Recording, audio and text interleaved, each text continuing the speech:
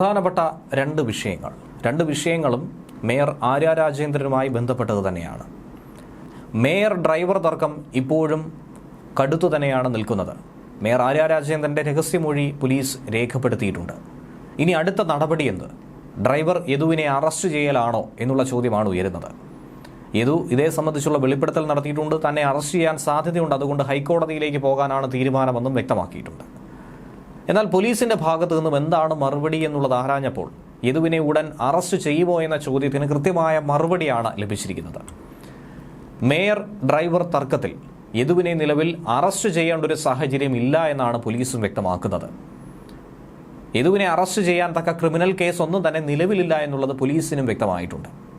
യദുവിന്റെ മുൻകൂർ ജാമ്യാപേക്ഷയ്ക്കുള്ള മറുപടിയിലാണ് പോലീസ് ഇങ്ങനെ ഒരു വിശദീകരണം നൽകിയിരിക്കുന്നത്.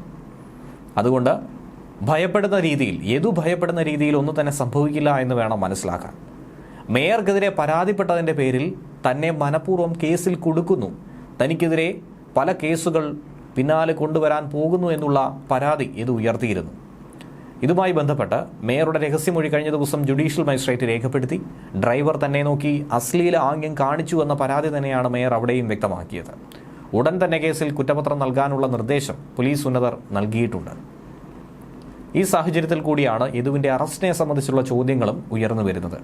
അങ്ങനെ വലിയ തലപോകുന്ന കേസൊന്നും നിലവിലില്ല എന്നും ഇത് അന്വേഷിച്ച് കൃത്യമായി കണ്ടെത്തി അതിനുള്ള ശിക്ഷാ നടപടികളിലേക്ക് കടക്കണമെങ്കിൽ മാത്രം കടന്നാൽ മതിയാകും.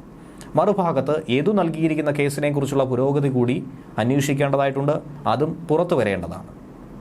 ഒപ്പം തന്നെ മേയറുടെ വാഹനവുമായി ബന്ധപ്പെട്ട ആരോപണങ്ങളൊക്കെ തന്നെ ഈ ഘട്ടത്തിൽ ഉയർന്നു വരുന്നുണ്ട്. മേയർ കൃത്യമായ രീതിയിലല്ല വാഹനം ഓടിച്ചതെന്നും വാഹനത്തിന് ഫിറ്റ്നസ് സർട്ടിഫിക്കറ്റുകളെല്ലാം തന്നെ ഇല്ലായിരുന്നു എന്നുള്ള ആരോപണമൊക്കെ തന്നെ ഉയർന്നു കേൾക്കുന്നുണ്ട്. അതുകൂടി പോലീസ് പരിശോധിക്കേണ്ടതാണ്.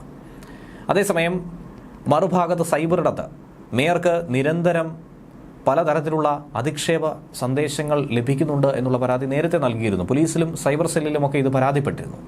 ഈ സാഹചര്യത്തിൽ മേയർക്ക് ഈയടുത്ത് വന്ന ഒരു കമന്റിനുള്ള മറുപടി, വിമർശനത്തിനുള്ള പ്രതികരണം മേയർ തന്നെ നേരിട്ട് നൽകിയിരിക്കുകയാണ്.